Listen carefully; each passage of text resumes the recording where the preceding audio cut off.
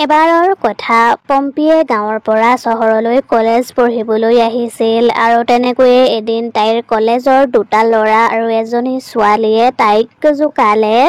আজিকালি তাইৰ বৰ চৰ্চা হৈ থাকে, আমাক যে কোনেও ঘূৰিয়েই নাচায়। তাই দেখিবলৈ ধুনীয়া যে সেইবাবে তাই অহংকাৰী, কিন্তু তাইক আমি শাস্তি কেনেকৈ দিম? তাইক আমি বুদ্ধি কৰি ওচৰৰ হাবিখনলৈ লৈ যাম আৰু আমি তাইক হাবিখনত অকলে এৰি থৈ গুচি আহিম। বুদ্ধিটো বেয়া নহয়, আমি এইটোকেই কৰিম। তাৰ পাছত সিহঁত পম্পীৰ ওচৰ পালেগৈ। পম্পীক সিহঁতে হাবিলৈ যোৱাৰ কথা ক'লে আৰু পম্পীয়েও যাম বুলি ক'লে আৰু তাৰ পাছত সিহঁতে হাবি পালেহি। আমি ইয়াত এটা খেল খেলো আহা, আমি এখন এখন কাগজত কিবা লিখি দিম আৰু সেই কাগজখন যোনেই পাব সিয়েই আমি যি কওঁ তাকেই কৰিব লাগিব, হ'বনে? কথাখিনি কৈ পংকজে হাঁহিলে আৰু তেতিয়াই পম্পীয়ে ক'লে, এইটো দেখোন বৰ ভাল খেল। সিহঁত তিনিওজনে পম্পীৰ নামৰেই কাগজখন লিখিলে আৰু সিহঁতে কাগজখনত কি লিখিব আগৰ পৰাই ভাবি থৈছিল। সেই সন্মুখৰ গছডালত এটা মোৰ বাঁহ আছে, তুমি সেই বাঁহটো ভাঙি আনাগৈ যোৱা। তুমি কি কৈছা পিংকি? সেই মৌমাখিবোৰে মোক কামুৰিব।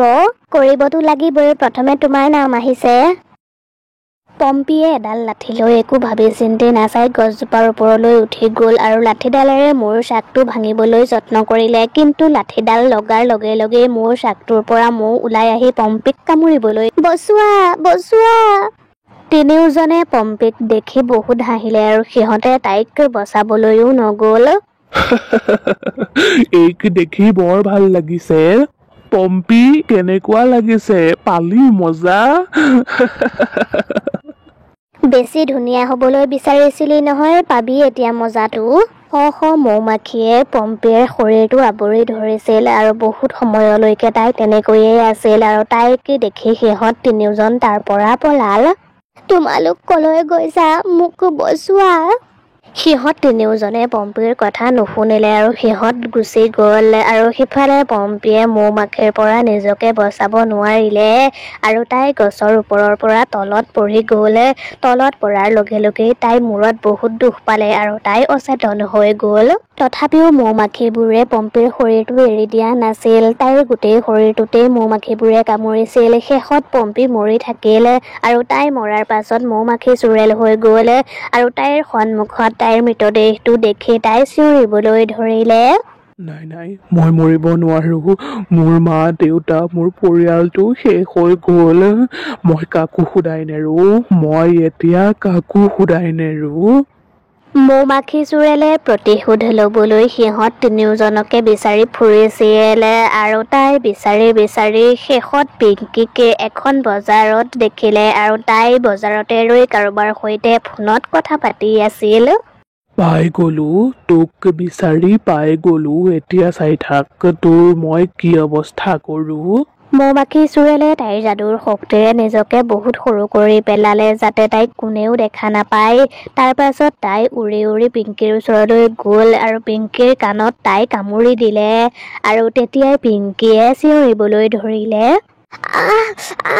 কিহে কামুৰিলে মোৰ কাণত? ইমান বিষাইছে।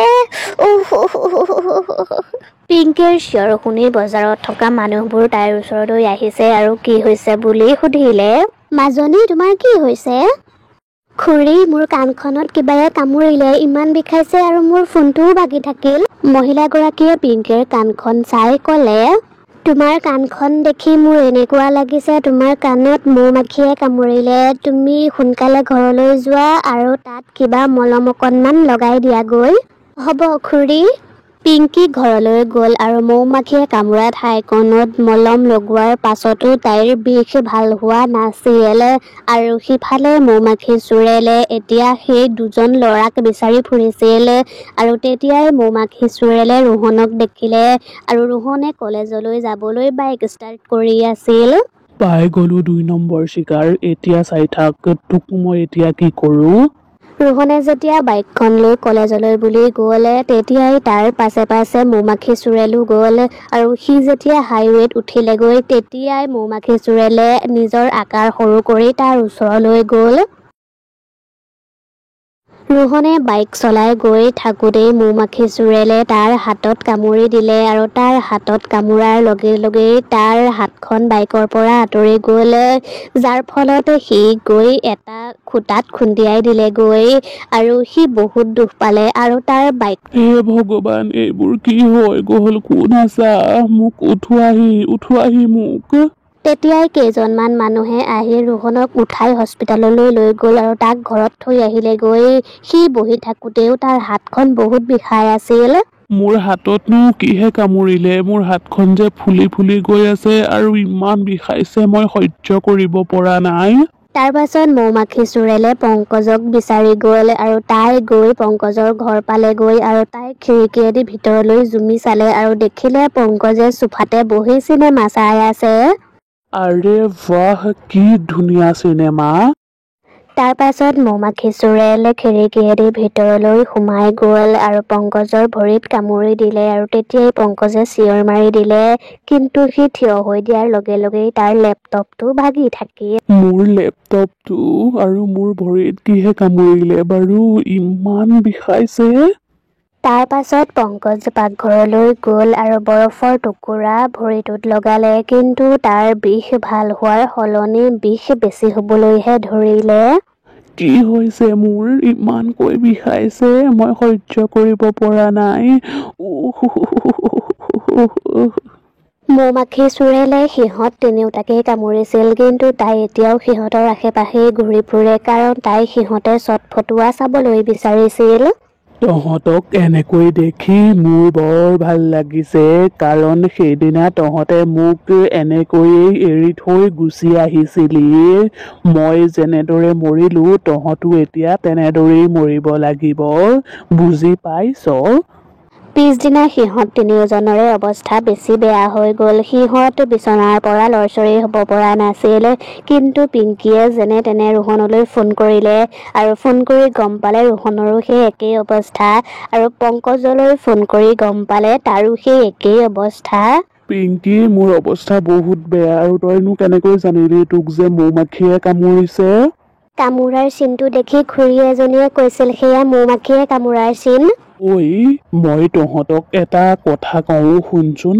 পম্পীকটো মৌমাখিয়ে কামোৰাৰ বাবে তাইৰ মৃত্যু হ'ল। আমাৰ মূৰ্খামিৰ বাবেইতো তাই মৰিবলগীয়া হ'ল। কেনেবাকৈ তাই এতিয়া মৰাৰ পাছত চুৰেল হৈ আহি আমাৰ পৰা প্ৰতিশোধ ল'বলৈ এইবোৰ কৰি থকা নাইতো।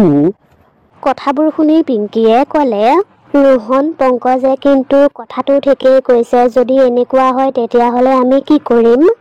আমি আকৌ সেই ঠাইখনলৈ যাব লাগিব। তাৰ পাছত তিনিওজন বন্ধু যেনে তেনে সেইটো অৱস্থাৰে সেই ঠাইখনলৈ গ'ল। পম্পী, অ' পম্পী, তই বাৰু ইয়াতে আছ নেকি? আৰু তইয়েই আমাৰ এনেকুৱা অৱস্থা কৰিছ নেকি? তই যদি ইয়াত আছ তেতিয়াহ'লে তই আমাৰ সন্মুখলৈ আহচোন। তেতিয়াই চুৰেল মৌমাখি সিহঁতৰ ওচৰলৈ আহিল। চুৰেল মৌমাখি? চুৰেল মৌমাখি নহয়, মই পম্পী হয়। পম্পী, চাবিচোন তহঁতৰ এতিয়া কি অৱস্থা হ'ব। দিনক দিনে তহঁতৰ বিষবোৰ বাঢ়ি গৈ থাকিব, শৰীৰৰ অৱস্থাও বেয়া হৈ যাব আৰু তেনেকৈয়ে এদিন তহঁত মৰি থাকিবি, যেনেকৈ সেইদিনা মই মৰিছিলো। আমাক তই ক্ষমা কৰি দে, আমি তোক অশান্তিহে কৰিবলৈ বিচাৰিছিলো, তোক আমি মাৰিবলৈ বিচৰা নাছিলো। চুপ মাৰি থাক, বেছি কথা নকবি। তহঁত এতিয়া মৰিবই লাগিব। পম্পীক আমি অশান্তি কৰিবলৈ গৈ তাইৰ জীৱনটোৱেই আমি শেষ কৰি পেলালো। সঁচাকৈ আমি বহুত বেয়া আৰু আমাৰ এইটো অৱস্থাৰ দায়ী আমি নিজেই। আমাৰ নিচিনা মানুহ জীয়াই থকাতকৈ মৰি থকাই ভাল। চুৰেল মৌমাখিয়ে তাতেই ৰৈ সিহঁতৰ কথাবোৰ শুনি আছিল।